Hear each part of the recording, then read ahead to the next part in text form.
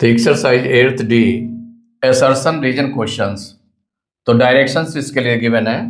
Question number 1 to 4 के लिए each question consist of two statements namely assertion A and reason R. For selecting the correct answer use the following code. तो assertion A और reason are two statements हैं, तो इनमें कौन सा code correct होगा? तो कोड ए के लिए क्या है, कब करेक्ट, कोड ए कब करेक्ट होगा? जब both assertion A and reason R true and reason R is the correct explanation of assertion A. Assertion A और रीजन आर दोनों ट्रू हैं और रीजन आर एसर्शन ए का करेक्ट एक्सप्लेनेशन है, तो कोड ए करेक्ट होगा। अगर code B कब करेक्ट होगा? तो both assertion A and reason R true, ये दोनों ट्रू हैं, एसर्शन ए और reason R, and reason R is not the correct explanation of assertion A. और रीजन आर अगर एसर्शन ए का करेक्ट एक्सप्लेनेशन नहीं है तो कोड बी करेक्ट होगा। कोड सी कब करेक्ट होगा? जब assertion A is true but reason R is false. Assertion A true है और रीजन आर फॉल्स है, तो कोड सी करेक्ट होगा। अगर assertion A is false but reason R is true, assertion A false है और रीजन आर ट्रू है, तो कोड डी करेक्ट होगा। तो question number 1, assertion A the ratio 6:4 can be written in the simplest form as 3:2। Reason R में given है the ratio A ratio B is said to be in the simplest form if A and B do not have any common factor। तो assertion A और reason R को verify कर लेते हैं कि ये करेक्ट है स्टेटमेंट कि नहीं करेक्ट है। पहले देख लेते हैं। देखिए एसर्शन A को वेरीफाई करेंगे तो एसर्शन A में जो गिवन है आपका एसर्शन A, एसर्शन ए में रेशियो क्या गिवन है? 6:4 गिवन है। कितना गिवन है? 6:4 ये गिवन है। अगर इसको हम सिंपलेस्ट फॉर्म में राइट करें, देखिए इसको सिंपलेस्ट फॉर्म में अगर राइट करेंगे तो पहले तो इसको उसमें कर लेते हैं, 6/4 हो जाएगा। 6:4 को क्या राइट कर सकते हैं? 6/4। और जब ये किस नंबर से डिवाइड होगा? दोनों देखिए सेम किसी नंबर से डिवाइड हो जाएंगे, तो कॉमन फैक्टर कौन सा है जिससे डिवाइड होंगे? तो 2 से देखिए दोनों डिवाइड हो जाएंगे, तो 2 3 जा 6, 2 2 जा 4। अब ये किसी नंबर से डिवाइड होंगे क्या? तो देखिए 1 के अलावा और किसी अदर नंबर से डिवाइड नहीं हो रहा है, 3 और 2, तो इसका मतलब ये आ गया आपका 3/2। और 3/2 को जब सिंपलेस्ट फॉर्म में राइट करेंगे तो 3:2, ये आपका आ गया सिंपलेस्ट फॉर्म। क्या आ गया? सिंपलेस्ट फॉर्म हो गया। सिंपलेस्ट फॉर्म में इसको कन्वर्ट आपने कर लिया। तो एसर्शन ए में देखिए तो इसमें कहा गया the ratio 6:4 can be written in the simplest form 3:2, जिसका मतलब करेक्ट है। तो देयरफॉर हो जाएगा assertion A is true. Assertion A is true.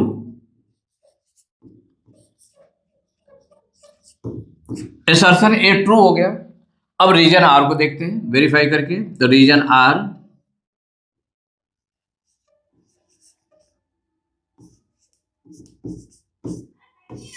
देखिए रीजन आर में जो गिवन है the ratio A:B is said to be in the simplest form if A and B do not have any common factor. तो इसमें कोई भी common factor ना हो ए और बी का, तो वो सिंपलेस्ट फॉर्म कहलाता है। अब ऐसे देखने में तो सही लग रहा है, करेक्ट लग रहा है ना, ये करेक्ट स्टेटमेंट समझ में आ रहा है। लेकिन इसमें कहा गया do not have any common factor, कोई भी कॉमन फैक्टर नहीं होता। मीन्स 1 को छोड़ करके, 1 के अलावा कोई कॉमन फैक्टर नहीं होता। 1 से तो दोनों डिवाइड हो जाएंगे, सभी नंबर डिवाइड हो जाते हैं। इसका मतलब इसमें कहा गया do not have any common factor, इसका मतलब कॉमन फैक्टर होता है, 1 कॉमन फैक्टर है इसका। तो हो जाएगा देखिए the ratio the ratio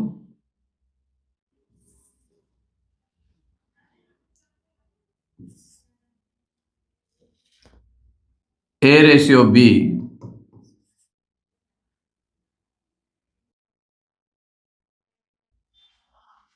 is said to be in the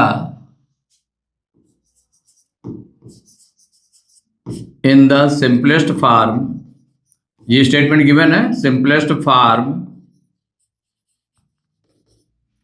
if A and B, if A and B do not, ये जो सेंटेंस गिवन है उसी को राइट कर रहा है, do not have any common factor, have any common factor, ये given है।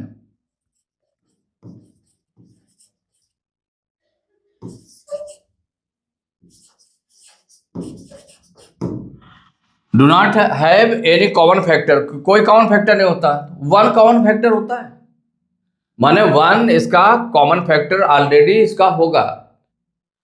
तो इसका मतलब क्या हो गया, since one is common factor, one is common factor of, common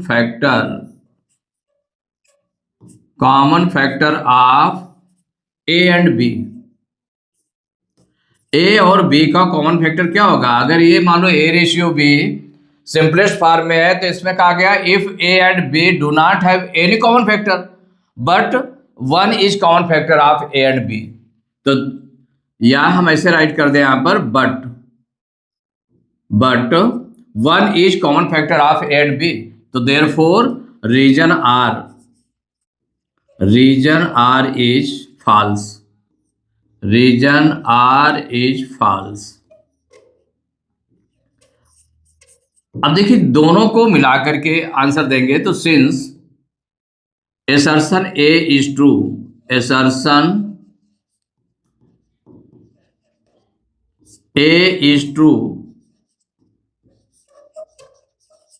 but reason R is false, यहां पर रीजन R क्या है, reason R is false।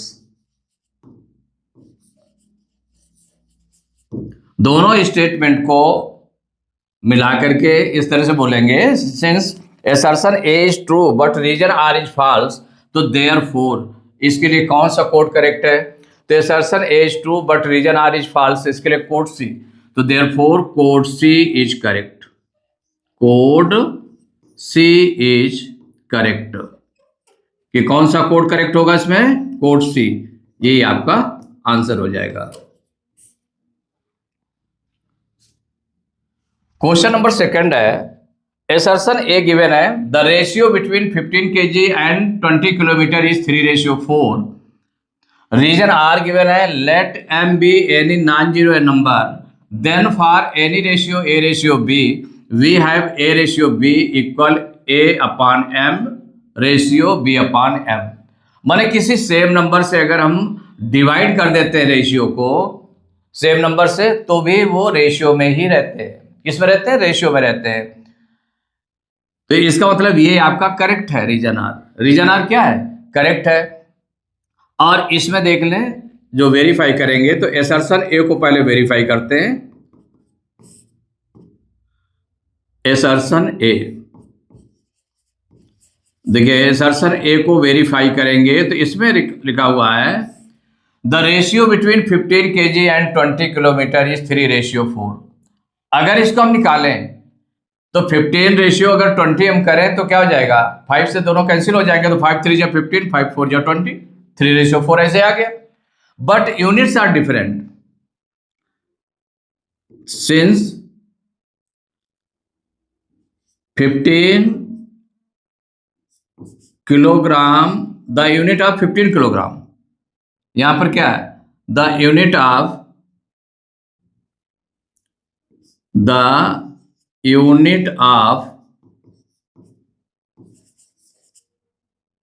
15 kilogram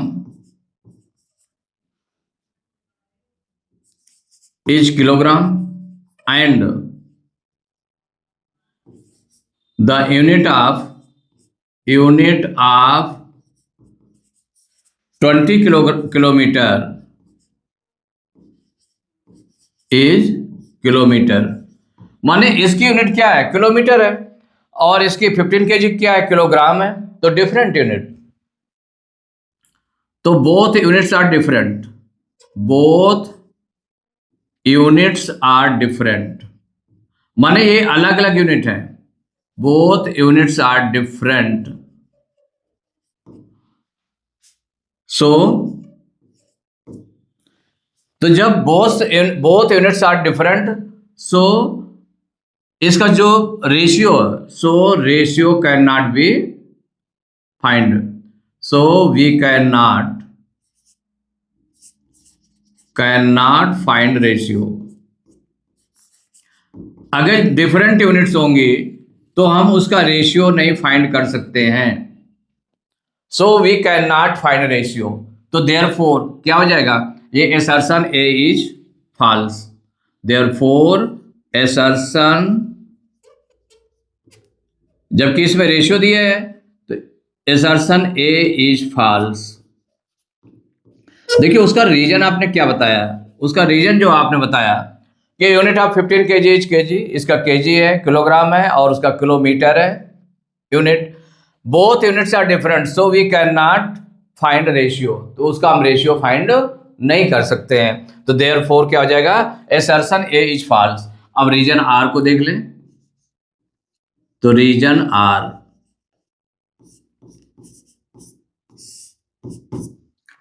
अगर इसमें रेशियो में हम सेम नंबर से मल्टीप्लाई या सेम नंबर से हम डिवाइड कर दें बोथ टर्म्स को, तो if we divide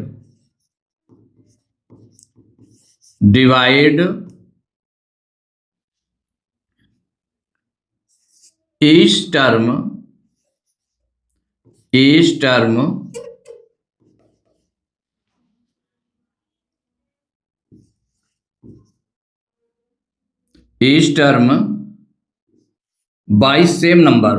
by same number, if we divide each term by same number, the ratio, तो terms will be in ratio, तो the terms will be in ratio,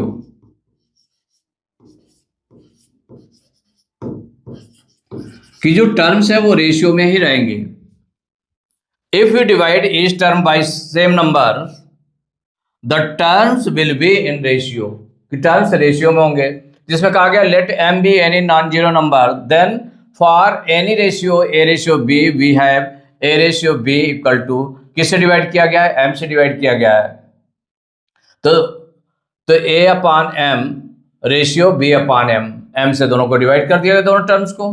तो if we divide each term by same number, the terms will be in ratio में होंगे।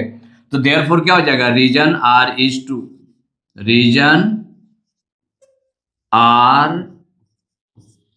To, जो statement आपका given था reason R में वो ट्रू है। अब दोनों को मिलाकर बोल देते हैं, since assertion A is false, assertion A is false,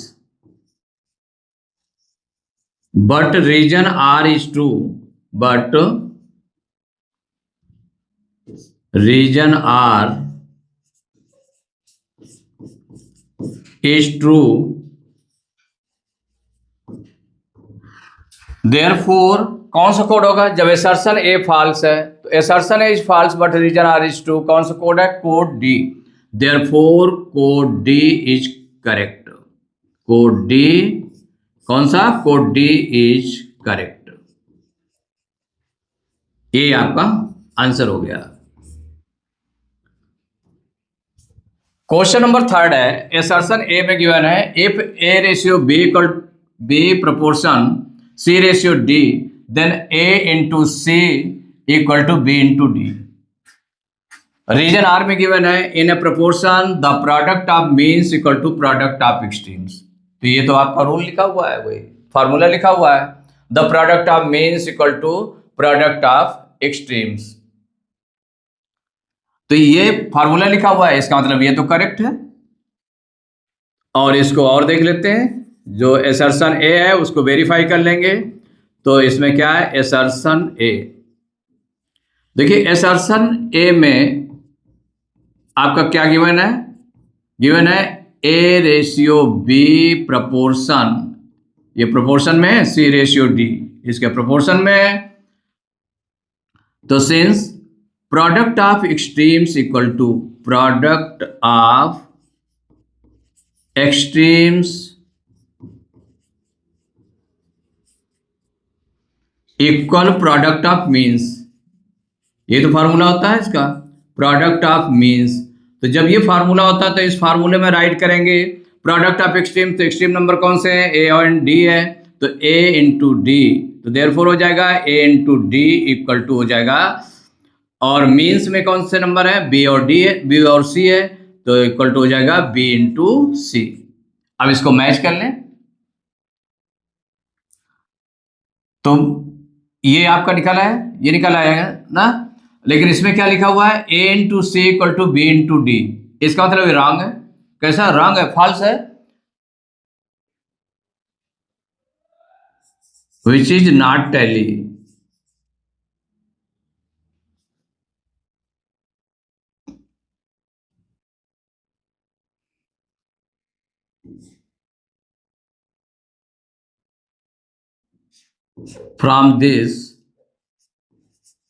From this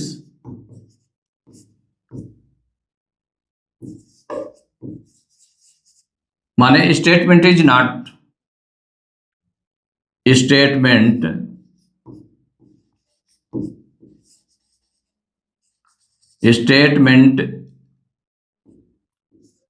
is not tally.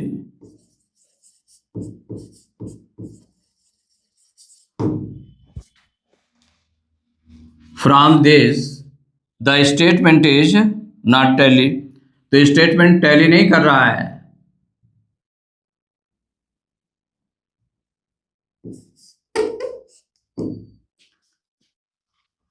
तो जब ये टैली नहीं कर रहा है तो देयरफॉर क्या हो जाएगा, या so assertion A is false, assertion, ये जो स्टेटमेंट लिखा हुआ है एसर्शन ए में, तो एसर्शन ए इज फॉल्स, ये आपका निकल आया। इसके बाद देख लें रीजन आर, तो रीजन आर में जो गिवन है, रीजन आर इन प्रोपोर्शन, क्या गिवन है, in a proportion, in a proportion the product of means, the product of means, product of means equal product of extremes, product of extremes, माने ये जो ना, चाहे हम product of extremes equal to product of means कह दें या product of means equal to product of extremes कह दें, दोनों करेक्ट है। तो व्हिच इज करेक्ट, ये करेक्ट है ना, तो देयरफॉर क्या हो जाएगा, reason R is, reason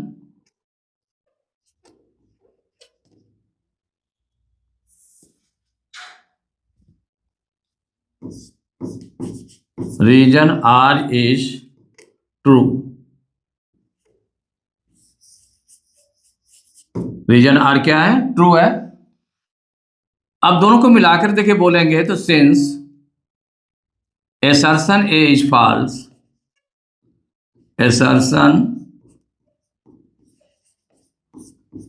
A is false but region R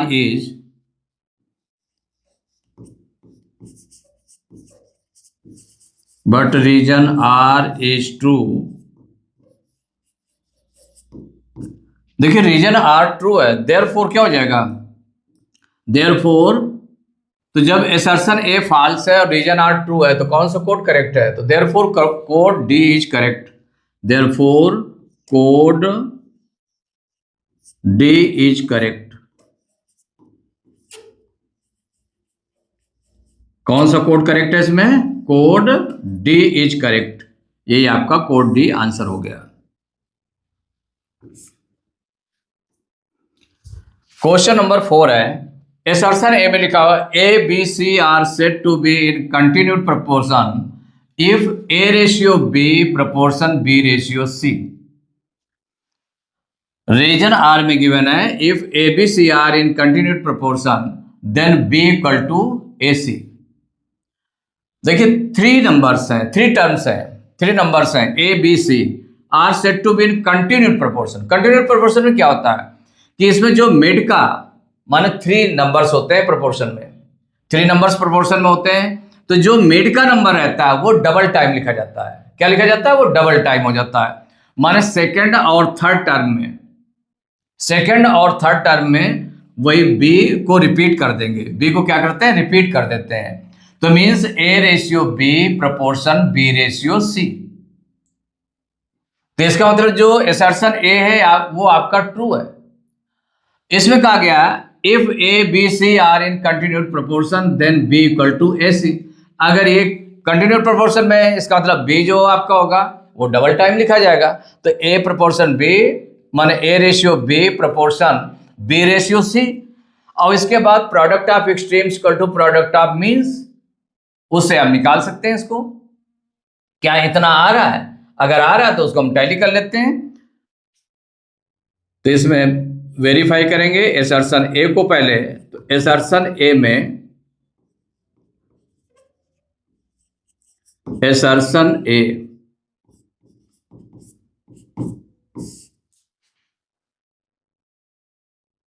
if A B C are in continued proportion, in continued proportion. Continued proportion में 3 टर्म्स होते हैं केवल। कितने टर्म्स होते हैं? 3 टर्म्स होते हैं। 3 टर्म्स होते हैं तो जब उसको प्रोपोर्शन में लिखेंगे if A B C are in continued proportion then, इसमें जो बी होता है माने मिड का जो रहता है टर्म, जो मिड का टर्म रहेगा वो डबल टाइम लिखा जाएगा। Then A ratio B proportion B ratio C, माने बी आपका डबल टाइम राइट किया गया। तो इसका मतलब हो गया कि therefore assertion A is true. Assertion A is true. देखिए एसर्शन ए क्या हो गया? ट्रू हो गया।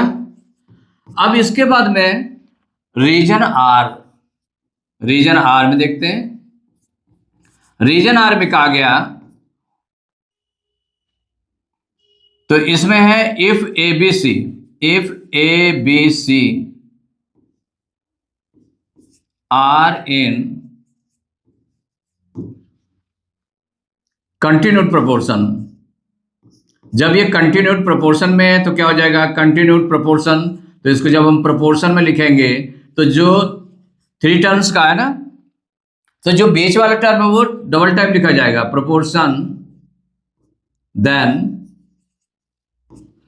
ए ratio B proportion B ratio C, ये हो जाएगा। जब ये हो गया आपका तो इसका मतलब हो गया कि अब इसमें अगर हम product of means equal to product of, तो since product of means, product of means equal product of extremes, product of extremes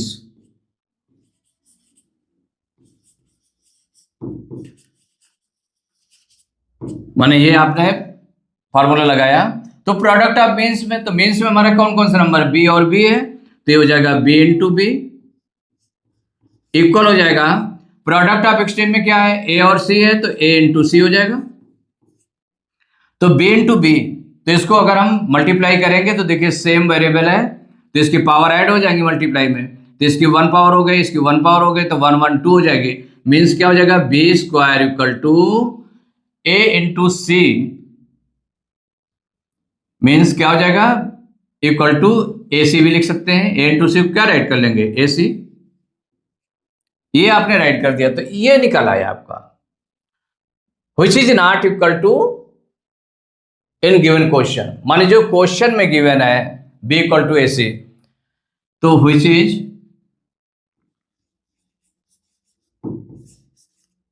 is ये आपका निकल आया B square equal to A C, ये निकल आया। जब ये निकल आया तो ये क्या है आपका, which is not equal to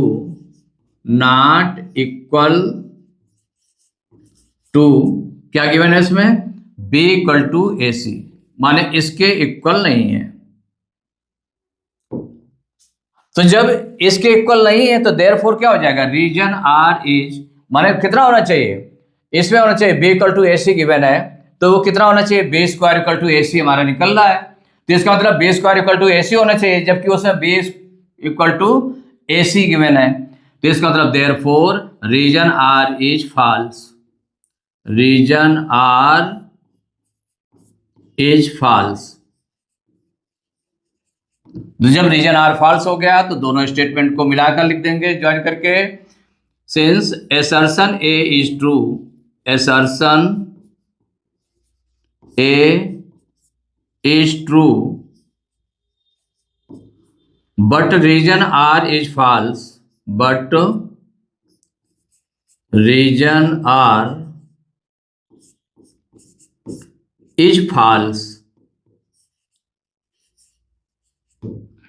देखिए वन असर्शन ए ट्रू है, रीजन आर फॉल्स है, तो इसमें कौन सा स्टेटमेंट है आपका, है कोड डी, तो कोड डी, तो therefore code D is correct.